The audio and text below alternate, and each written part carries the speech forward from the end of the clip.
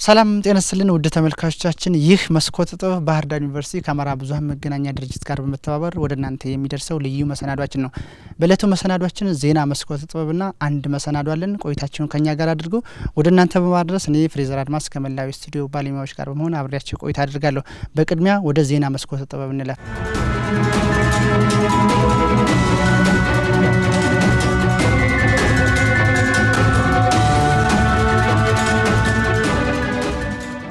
ወደ መጀመሪያው መረጃ የሳልፍ ከፍተኛ ትምህርት ተቋማት ከሀገሪቱ ፍላጎት ጋር የተጣጣመ የሰው ኃይል ማፍራት እንደሚገባቸው ተገለጸ።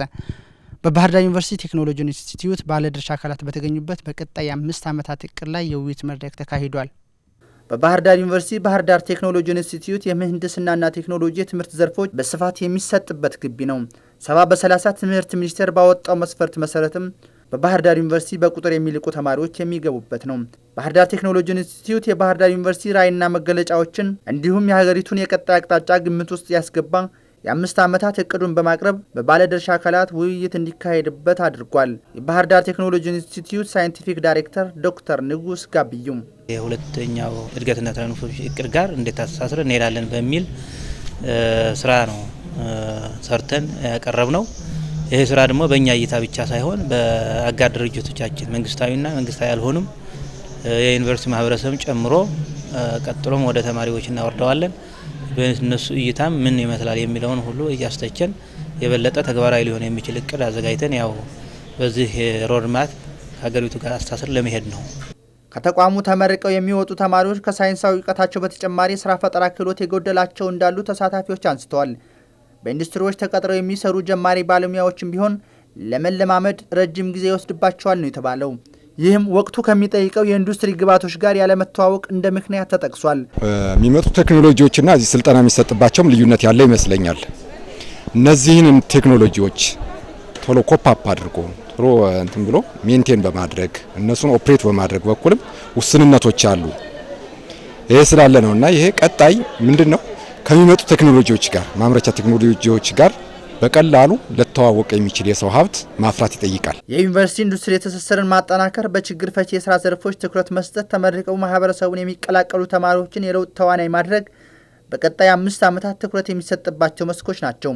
የቅዱ አውጪዎች ቡድን ሰብሳቢ ዶክተር ኢንጂነር ሙልጌታ አዘዘም መስራት አለበት ብለን ያሰብነው ተመራቂዎቻችን የኢንተርፕረነርሺፕ ስራን የመፍጠር ሀብትን የማፍራት እንትን እንዲኖራቸው አስበን ነው እየሰራን ያለ ነው። በዚህ እቅዳችን እሱን አካተናልና ስናስተምረው የምንሰጠው እውቀት የምንሰጣቸው ክህሎት የነሱ አመለካከትን በዚህ የተቃኘ እንዲሆን ከመረቃ በኋላ ሀብት ፈጣሪ ከመረቃ በኋላ ስራ ፈጣሪ እንጂ ዝሮ ስራ ፈላጊ አይነት መሆን የለበትም። የቀድሞ ባህር ዳር ፖሊቴክኒክ ኮሌጅ የአሁኑ ባህር ዳር ቴክኖሎጂ ኢንስቲትዩት ምስረታ ግማሽ ምዕተ ዓመትን አስቆጥሯል። ተቋሙ መማር ማስተማር የጀመረው በ5 የቴክኖሎጂና ምህንድስና ትምህርት ዘርፎች ነበር። ወደ ቀጣዩ መረጃ የሳልፍ ደግሞ ምሁራን በሀገርኛ ቋንቋ እውቀታቸውን በጽሁፍ ከትውልድ ወደ ትውልድ ማስተላለፍ እንዳለባቸው ተገለጸ።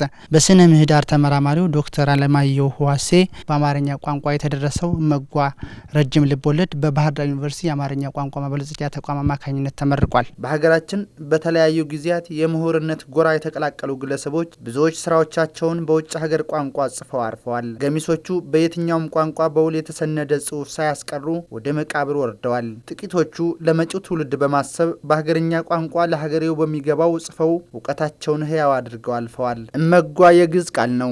የልጅናት የሚል የአማርኛ ትርጉም ይሰጠዋል።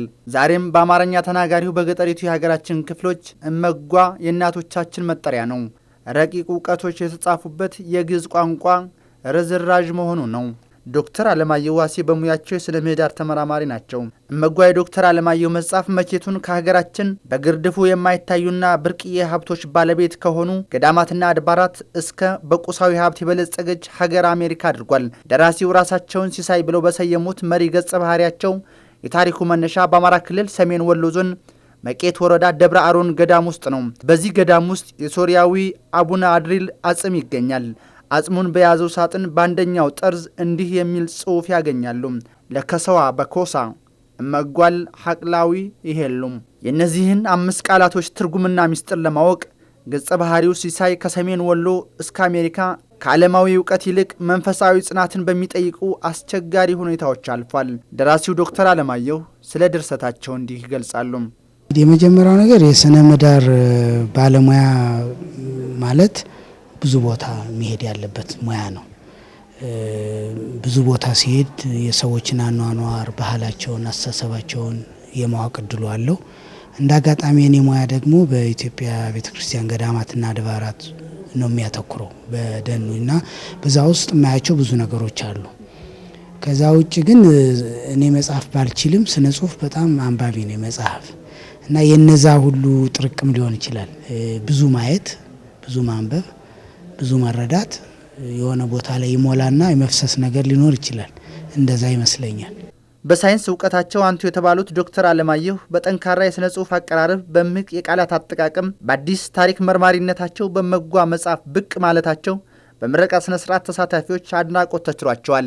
የመጽሐፉን ላይ ንባብ ገልብጦ የሚያሳይ ከፍተኛ የሆነ የልቡና ፍለጋ፣ የአስተሳሰብ ፍለጋ፣ አመለካከት ፍለጋ ኢኮኖሚያዊንም ሆነ ማንኛውንም ነገር አንጥሮ ለማሳየት የሚጥል የፍልስፍና መጽሐፍ። በባህር ዳር ዩኒቨርሲቲ የአማርኛ ቋንቋ ማበልጸጊያ ተቋም ስራ ፈጻሚ ዶክተር ሂሩት ካሰው ከሳይንስ ምሁር እንዲህ አይነት ድርሰት ሲወጣ ለእውቀት ሽግግር ብሎም ለቋንቋው እድገት የሚኖረውን ፋይዳ ተናግረዋል።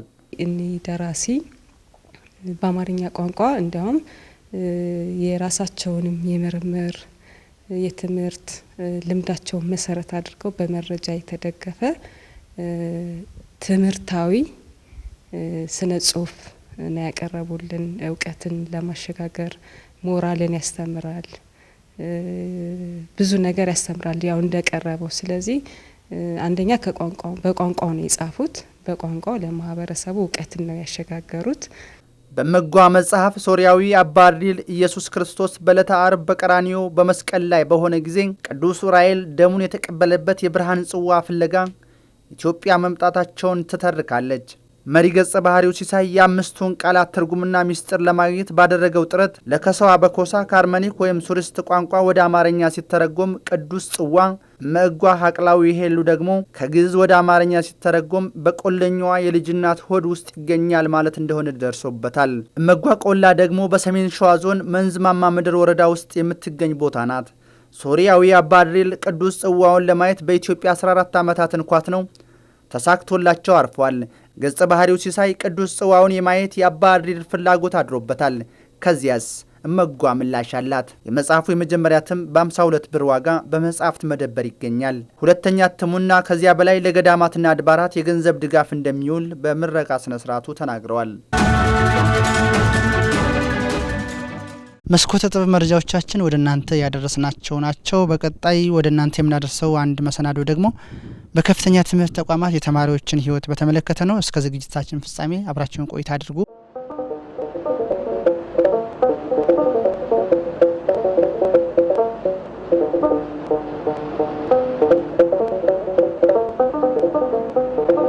ወሩ ዩኒቨርሲቲ ተማሪዎች ነባር መሆን አዲስ ተማሪዎች ወደ የተመደቡባቸው ዩኒቨርሲቲዎች የሚቀላቀሉበት ወር ነውና እኛም ስለ ተማሪዎች ወይም ደግሞ ስለ ዩኒቨርሲቲ የስኬታማ የትምህርት ቆይታ እንዲሁም በሚያጋጥሙ ችግሮች የሚወሰዱ መፍትሄዎች ዙሪያ መረጃዎችን ልንለዋወጥ እዚህ ባለሙያዎችን ግብዣ አድርጌ ከእናንተ ጋር ቆይታ እናደርጋለን። ግብዣ ያደረግልናቸው ወይም ደግሞ የውይይታችን ተሳታፊ ነባር ተማሪ አለ፣ አዲስ ተማሪ እንደዚሁ 12ኛ ክፍል አጠናቃ ዩኒቨርሲቲ ለመግባት በመጠባበቅ ላይ ያለች ተማሪም ይዘናል። በባህር ዳር ዩኒቨርሲቲ የስነ ልቦና ባለሙያም አለን።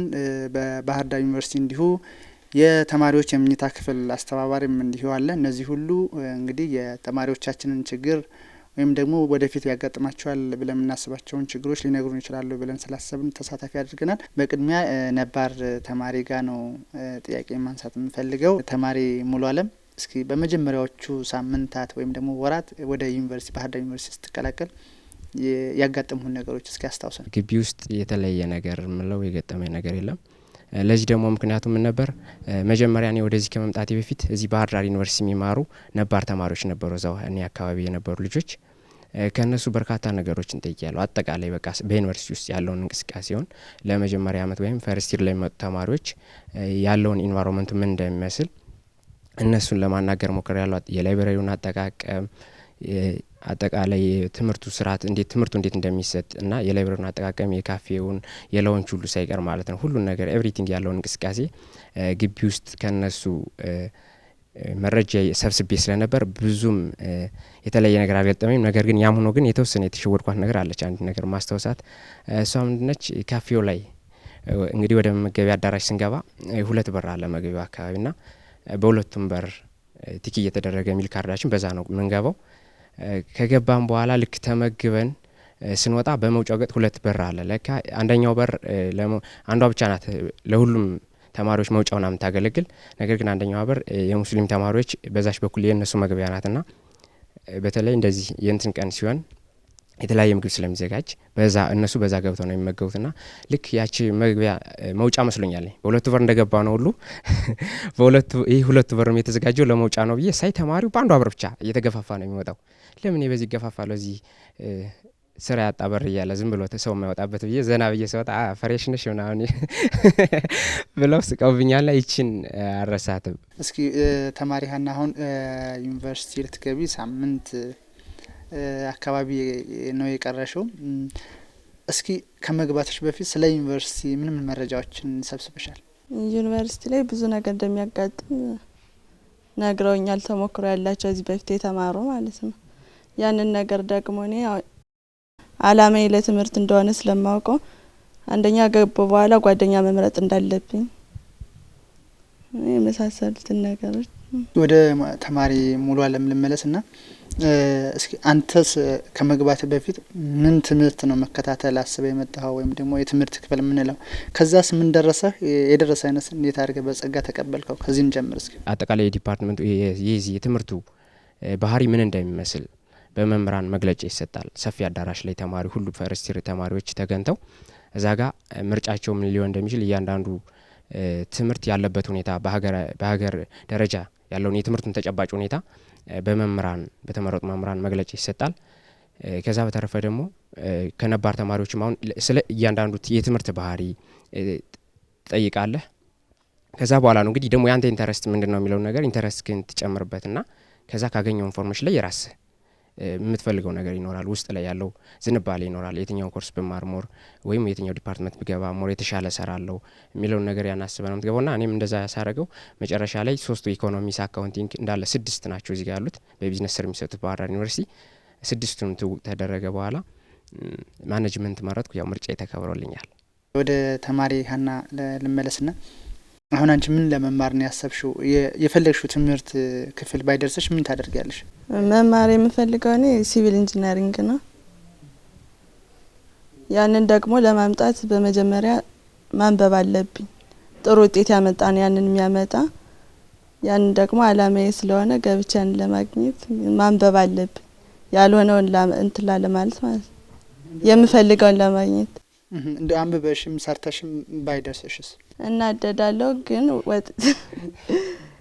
የመተው አላማ የለኝም። ስለዚህ መማር አለብኝ እንደምንም ሁኜ ማለት ነው። ከዛ በኋላ ማስተካከል ከተመረኩ በኋላ በዩኒቨርሲቲ ትምህርት ቆይታ የሚጀምረው ችግር እንደ ችግር የሚነሳ የሚጀምረው ብዙ ጊዜ የሚሰማ ምን ፈልገውን የትምህርት ክፍል አላገኘንም እንዲሁም ትተውም የሚወጡ ተማሪዎች ያጋጥማል አልፎ አልፎ።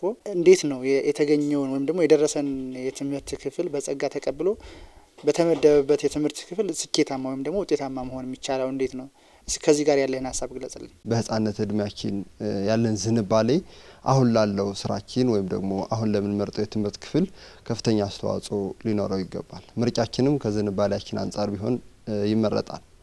ምክንያቱም ስራችን በተለይ ደግሞ በጎልማሳ ስንሆን የገንዘብ ማግኛ ምንጭ ብቻም ሳይሆን የደስታችን ምንጭ ነው። የሚፈልጉትን ባያገኙ እንዴት ነው በተመደቡበት ውጤታማ መሆን የሚቻለው? የመጀመሪያው ነገር አንድ ሰው ስንፈጠር የትኛውንም የትምህርት አይነት ወይም ደግሞ ማንኛውንም ነገር እንድንሰራ የሚያስችል አቅም ነው ይዘን የምንወለደው። በሌሎች ተጽዕኖ ወይም ደግሞ አርአያ በምናደርጋቸው ሰዎች ግፊት ነው እንጂ ወይም ደግሞ ማህበረሰቡ ወይም የሀገሪቱ ፖሊሲ ከፍተኛ ግምት በሰጠው ልክ ነው እንጂ አንድ ሰው የግድ ማጥናት ያለበት ሜዲሲን ጎበዝ ተማሪ ሁሉ ሜዲሲን ማጥናት አይጠበቅበትም። ወይም ኢንጂነሪንግ ማጥናት አይጠበቅበትም። ወይም ህግ ብለን የምናስባቸውን ማህበረሰቡ ወይም ደግሞ ፖሊሲው ከፍተኛ ግምት የሰጣቸውን ማጥናት አይጠበቅበትም። ጎበዝ ተማሪ ሆኖ ዝንባሌው ስነ ጽሁፍ ከሆነ ቋንቋ ገብቶ ሊማር ይገባል፣ ወይም የስነ ጽሁፍ ትምህርት ክፍል ገብቶ ሊማር ይገባል። ያ ካልሆነና የአዲስ ተማሪዎች በተለይ ምርጫቸው ካልተስተካከለ እንደሚፈልጉት ካልሆነ የመጀመሪያው ነገር ስንፈጠር አንድ ትምህርት እንድንማር አይደለም የምንፈጠር። ሁለተኛ ምርጫዎቻችንን ማስተካከል ወይም ደግሞ በምንፈልገው ማምጣት እንችላለን። ለምሳሌ አንድ ተማሪ መጀመሪያ ማጥናት የሚፈልገው ሲቪል ኢንጂነሪንግ ሆኖ የደረሰው ለምሳሌ ሀና እንዳለችን ሲቪል ኢንጂነሪንግ ነው ማጥናት የምትፈልገው። ግን ደግሞ ጤና ቢደርሳት የጤና ትምህርት ብትማር፣ ጤና ነክ የሆነ ትምህርት ብትማር የመጀመሪያ ዲግሪዋን በጤና ያዘች። ስለዚህ ከዛ በኋላ ሲቪል ኢንጂነሪንግ ማጥናት ትችላለች። ስለዚህ የትምህርት ጉዞ በአንድ ጊዜ ብቻ የሚቋጭ አይደለም የሚል ሀሳብ ነው ያነሳልኝ። በጣም ጥሩ ሀሳብ ነው ያነሳኸው አትክልት። እስኪ አሁን ደግሞ ወደ መኝታ ክፍል አስተባባሪ መልካም ሀሳብ እንዲሰጥበት አንድ ነገር ላንሳ። እናንተ እንግዲህ ተማሪዎችን በቅርበት የመከታተል እድሉ አላችሁ። መኝታ ክፍል አካባቢ ነው ምሽትም ጠዋትም እንደዚሁ። መጀመሪያ ላይ ሲመጡ አዲስ ተማሪዎች እስኪ የሚያጋጥሟቸው ነገሮች ምንድን ናቸው? እንደተባለው የተወሰነ አዲስ ተማሪዎች ሲመጡ የተወሰነ መደናገር ይኖራል። አሁን ባለፈው አመት ያጋጠመኝ ነገር ሴቶች ናቸው መጡ እና ወንዶች ነው ብሎክ እናሳዩ ምናምን ሲሏቸው ነው ምናምን ይሉና ወንዶች ብሎክ ይዘው ይሄዳሉ። ከዛ ወንዶች ብሎክ ይዘው ሄደው ኖርማሊ ይሄ እናንተ ሎከር ነው ለሎከሩ የቁም ሳጥኑ ማለት ነው የቁም ሳጥኑ ብር የተወሰነ ብር ክፈሉና ይሄ እንትይዛላችሁ እና እንዴ በጣም ግርም ነው ያለኝ። እንዴ ልጆቹ አንደኛ እንትን ናቸው ኖርማሊ ከአዲስ አበባ ምናምን የመጡ ናቸው። ኋላ እንትን ስል ይህንታል ኢንፎርሜሽን ሳያውቁ ምናምን ብዬ ልጆችን ኋላ አድሬስ መፈለግ ሞከሩኝ። ብር ተቀብለዋቸዋል፣ ኦልሬዲ ተቀብለዋቸዋል። ልጆችን ግን ኖርማሊ እነሱም እኔ ማጋለጥም ስላልፈለጉ እንደሚቀጡም ስለሚያውቁ መሰለኝ እንትን ማለት አልቻሉም፣ ማወቅ አልቻልንም። ኖርማሊ ቀረ። ግን አንዳንድ እንደዚህ ጥቃቅኖች ነገሮች ይከሰታሉ። ተማሪ ሀና አሁን አንቺ እንግዲህ ልትገቢ ነው ቅድም እንዳልነው። እስኪ ለዩኒቨርሲቲ አጠቃላይ የሰጠሽው ግምት የሰጠሽው ስዕል የያዝሽው ስዕል ምን ይመስላል? ዩኒቨርሲቲ ላይ አዲስ ተማሪዎች ብዙ ጊዜ ይሸወዳሉ። ሌላ ሀገር ምናምን ሲደርሳቸው ወደ ትምህርቱ ሳይሆን ሀገሩን ለመጎብኘት ምናምን ነው የሚሄዱ። ያን ነገር ደግሞ ከተመረቁ በኋላ ይደርሱበታል።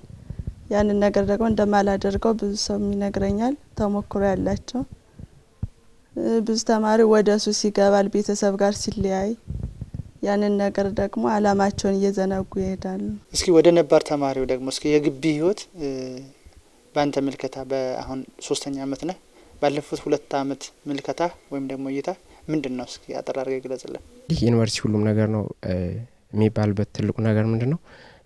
ሁሉም ነገር አለ። ማንበብ ከፈለክ አንተ ዩኒቨርሲቲ መጽሐፍ አጥቼ እንደዚህ የምትልበት አይደለም። በይበልጥ ከሌሎች ቦታዎች አንጻር ዩኒቨርሲቲዎች በርካታ ሪፈረንስ መጽሐፎችን የተለያዩ በቃ አስፈላጊ የተባሉ ነገሮችን ያሟላ ነው እንደ ዩኒቨርሲቲ ደረጃ ማለት ነው። ስለዚህ አንተ ማንበብ ከፈለክ የፈለከውን አይነት መጽሐፍ ስለምታገኝ ሁሉም ነገር የተሟላ ስለሆነ በብዛት የተሟላ ስለሚሆን እዛ ጋር አንበበህ የፈለከውን ነገር አቸው ማድረግ ትችላለህ፣ ውጤት መስራት ትችላለህ።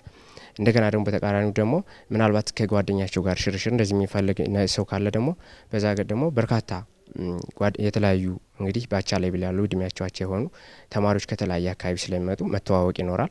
በዛ አማካይነት ደግሞ ትምህርትን መዘናጋት ሊፈጠር ይችላል፣ ባቻ ግፊት ማለት ነው።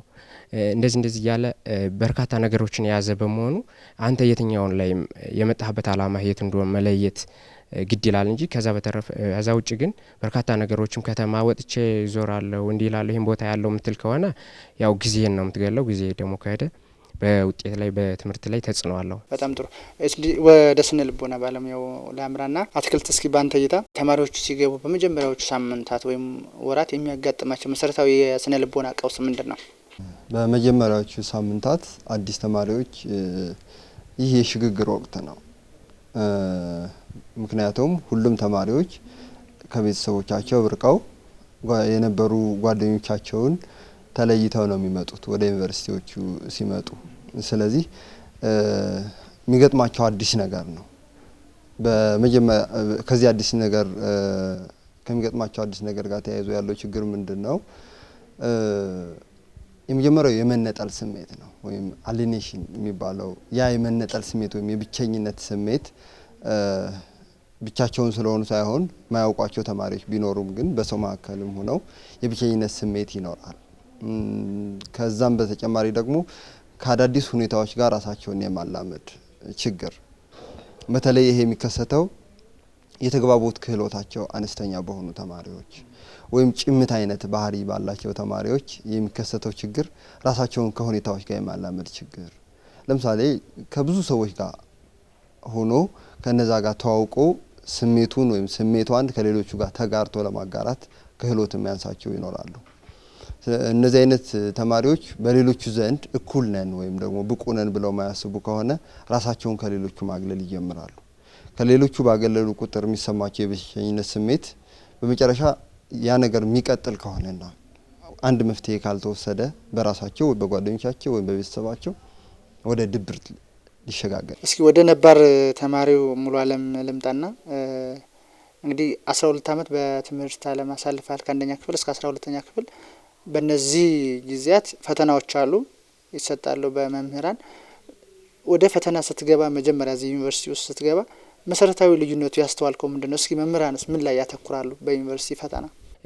ብዙም አንተን ኮንሴፕቹዋል ሆነ የምትረዳው ነገር አይደለም። ላወር ላይ ማለት ኢስኮልድ ሊሆን ይችላል ባይዘ ወይ የምትፈተነው እና ብቻ ቀጥታ የሆነ መጽሐፉን ነው የምትረዳው። ቀጥታ ብዙ ነገር ብዙ ነገሮች ጋር አታች እያረክም ላትረዳው ትችላለህ። እታች ያለው ያነባበብ ሲስተማችን የተማሪዎች ነገር ግቢ ላይ ለየት ይላል ምለው ምንድነው በቃ ሁሉን ነገር የምታነበው ግቢ ላይ ኮንሴፕቹዋል ሆነ ነው ትክክለኛ ወደ ራስህ እንትን ቀይረህ አዋወደ ነው በቃ መሆን ያለበት። ዝም ብለህ አንብበው ሸምድደህ እንደዚህ ከገባህ ጭራሽ አታገኘው። ለምን መረዳት ይጠይቃል። ሀሳቡን ነው ቀጥታ አይደለም የሚመጣው ፈተናው ማለት ሀሳቡን ተረድተህ ወይ በራስ ኤክስፕሌን እንድታደርገው ነው ያን ነገር የሚፈልገው።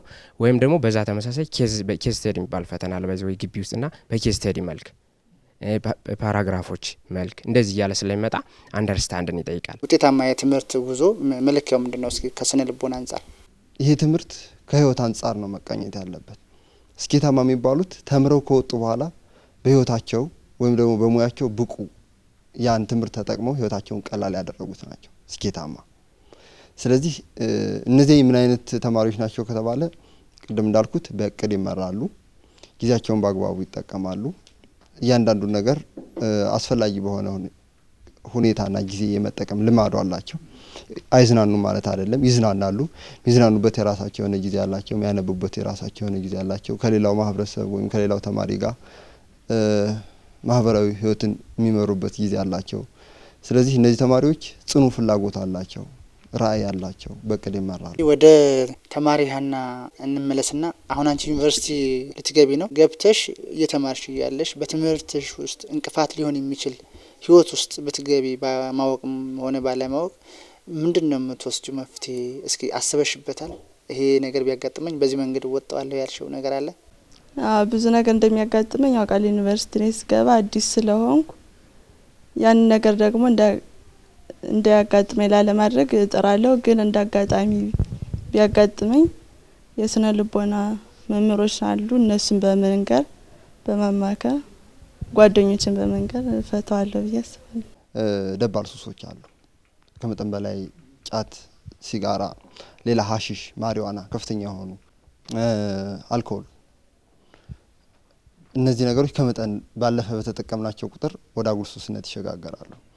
እነዚህ አሁን ከተቃራኒ ጾታ ጋር አብዝቶ ከብዙ ተቃራኒ ጾታዎች ጋር ግንኙነት ማድረግ፣ ይሄ ነገር ሱስ የሚሆንባቸው አጋጣሚዎች አሉ።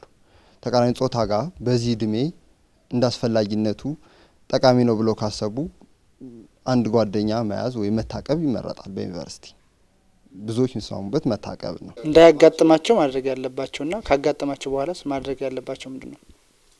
እንዳያጋጥማቸው ይሄን ፕሮግራም የሚከታተሉ ቤተሰቦች፣ ወላጆች ካሉ የሚሰሩት ህጻናት ጋር ነው። ነገር ግን ችግሩ ካጋጠመ ግን ተማሪዎቹ ወይም ወጣቶቹ ምንድነው ማድረግ የሚኖርባቸው? ምስጢሬን ይጠብቅልኛል ወይም ትጠብቅልኛለች ብለው ለሚያስቡት አካል መምህራኖች ሊሆኑ ይችላሉ፣ የአስተዳደር ሰራተኞች ሊሆኑ ይችላሉ፣ ጓደኞቻቸው ሊሆኑ ይችላሉ። ለእነሱ ብሎም ደግሞ ባለሙያ ለሆኑ በግቢው ውስጥ በዩኒቨርሲቲዎች ውስጥ ያሉ የስነ ልቦና ባለሙያዎች ይኖራሉ።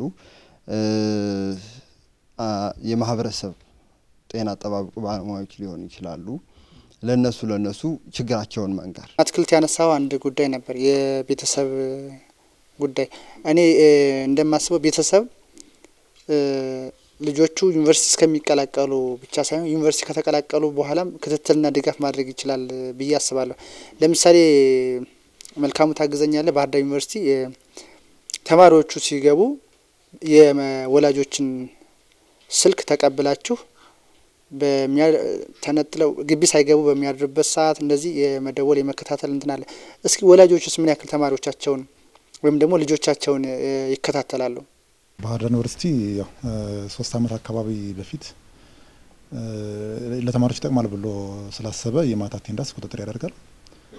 ልጆቹ ወደ ዩኒቨርሲቲ ሲመጡም ላይፍ ሂስትሪ ላይ ስለሚሞሉ የቤተሰባቸውን ስልክ ማለት ወይም ይቀር ተጣሪ የሚሉትን ነገር ይሞላሉ። የመኝታ ቤት ወይም ፕሮክተሮች ኖርማሊ ማታ ላይ አቴንድ ያደረገውና ያላደረገውን ይለያሉ። እና የተወሰነ ሰው ህግ አለው። ኖርማሊ በዩኒቨርሲቲው ህግ ወጥቶለት ነው እየተተገበረ የሚገኘው። ተደጋጋሚ ማያድር ከሆነ ለቤተሰብ ይደወላል እና ለቤተሰብ በሚደወልበት ዩኒቨርሲቲ ነው የሚደውልበት። ነገራችን ላይ በሚደውልበት ወቅት የሚያጋጥሙ ችግሮች አሉ። አንዳንድ ወላጅ እንዲያው ግግም ብሎ እንዲያው ልጄ ይህን አታረግም ልጄ ይህን አያረግም የሚል ነገር አለ። እንዲያው እስከ ጭራሽ አትወጣም። አንዳንዱ ደግሞ ደም ግፊት ተነሳብኝ ልጄ እንደዚህ አልጠብቃትም ነበር። ትክክል ናቸው። ኖርማሊ አዛጋ የሚያሳዩት ባህሪና አዛጋ የሚያሳዩት እኔ ብዙ እንትን ወስጃለሁ ኖርማሊ ና እንደዚህ ቅድም ፋክተሮች ሲነሱ የነበሩት ፋክተሮች ሜቢ ተደማምሮ ልጆቹ ምንም ሳይጠበቅ ወደ የመግባት ነገር አለ። ወይም ደግሞ እንደዚህ ወደ ፍቅር እንደዚህ ከአንድና ከሁለት በላይ ፍቅር መሞከር ሱስ ነገር እንደዚህ ማለት አይጠብቁትም ወላጆች ና አብዛኞቹ ወላጆቹ ዩኒቨርሲቲውን ታንኪው ብለው ልጆቹን የሚከታተሉበት ከዚያ በኋላ ፐርሶናሊቲ ስልክም ወስደው ከኛ ልጅ እንዴት ነው ልጅ እንዴት ናት ማለት ነገር አለ። አንዳንዶቹ የተወሰነ በጣም ጥቂት የሚባሉት ደግሞ አይ እንዴው ልጅ እንደዚህ ያረግም ዝም ብላችሁ ስም አክፊዎች የማለት ነገር አለ። ሙሉ አለም ልመለስና በአጠቃላይ በቆይታ በዩኒቨርሲቲ ቆይታ ለአዲስ ተማሪዎችም ሆነ የዩኒቨርሲቲ ህይወት እስካሁንም ላልገባቸው ማለቴ 3ኛ አመትም 4ኛ አመትም ሞልታቸው ግን ሳይገባቸው በመቀጠል ላይ ላሉ ተማሪዎችም ይሆናል የምትለው መልእክት ካለ? እኔ ማስተላልፈው መልእክት ምንድነው? በተለይ ለአዲስ ተማሪዎች ነው መልእክት ማስተላለፍ ፈልገው። ለምን ሲባል ያው እንደሚታወቀው አሁን በአብዛኛው ነባር ተማሪዎች ሁሉም ወደ ዩኒቨርሲቲ ገብተዋል። ከ21 ጀምሮና እስከ 25 ባለው ደግሞ ነባር አዲስ ተማሪዎች ናቸው ወደ ዩኒቨርሲቲ የሚገቡት። ስለዚህ እነዚህ ተማሪዎች አሁን ወደ ዩኒቨርሲቲ ሲመጡ ከመጀመሪያው ቤተሰቦቻቸው ተነስተው ወደ ዩኒቨርሲቲ ሲመጡ ምንድነው ቅድም ለመጥቀስ እንደሞከርኩት ራሳቸው ማኔጅ ለማድረግ ዝግጁ ነው መምጣት ያለባቸው። በቃ ራስን መቆጣጠር በቃ የትም ቦታ ቢሆን ጊዜያቸውን ከመጠቀም ጀምሮ ያላችሁ ምን መስራት እንዳለባችሁ ምን ማድረግ እንዳለባችሁ በእያንዳንዱ ጊዜያቸውን በቅድ ከፋፍለው ሰዓታቸው መጠቀም እንዳለባቸውና ራሳቸው ማኔጅ ማድረግ መጀመሪያ ራሳቸው ማኔጅ ማድረግ መምራት ሲጀምሩ ነው እዛ ጊዜ አጠቃቀማቸው ሁሉም ነገር እየተስተካከለ የሚሄደው በራስ መመራት ሲጀምር ነው።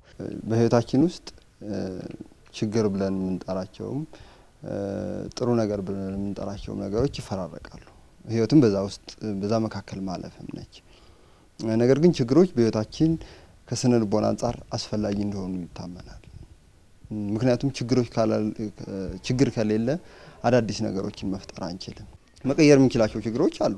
ከአመለካከታችን ጋር ተያይዘው ከአስተሳሰባችን ጋር ተያይዘው ከኢኮኖሚ አቅማችን ጋር ተያይዘው ያሉ ችግሮችን መቅረፍ የምንችላቸው ብዙ ችግሮች አሉ።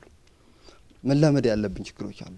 ለምሳሌ ይሄ አካባቢ ሙቀት ከሆነ አለባበሳችንን በማስተካከል እንድንላመድ ነው የሚሆነው። ስለዚህ ችግሮች 3 አይነት ናቸው። መላመድ ያለብን መቀየር የምንችላቸውና ሶስተኛው ደግሞ ስር ነቀል ለውጥ ማምጣት የምንችላቸው ችግሮች ናቸው። እስኪ በመጨረሻ ማመራው ወደ ተማሪ ሀና ነው። አንቺ እንግዲህ የውይይቱ ተሳታፊ ሆነሻል። እንዳንቺ ያሉ በሚሊዮን የሚቆጠሩ የሀገራችን ውስጥ ያሉ ተማሪዎች ዩኒቨርሲቲ በመቀላቀል ላይ ያሉ ወይም ደግሞ በቅርቡ የተቀላቀሉት ደግሞ በቴሌቪዥን መስኮት መሰናዷችን ሲከታተሉ ቆይተዋል። እስኪ አንቺ ከእለቱ ውይይታችን ምንድነው የተገነዘብሽው? ምን ተሰማሽ? ወደፊትስ ምን ለማድረግ አሰብሽ? ከዛሬው ውይይታችን ብዙ ነገር ተምሬያለሁ። ዩኒቨርሲቲ ውስጥ ገብቼ ብዙ ነገር ችግሮችን መውጣት እንደምችል ከነባሮችም አሁን ገና አዲስ ስንገባ እንዳንሸወድ ብዙ ነገር ተምሬያለሁ።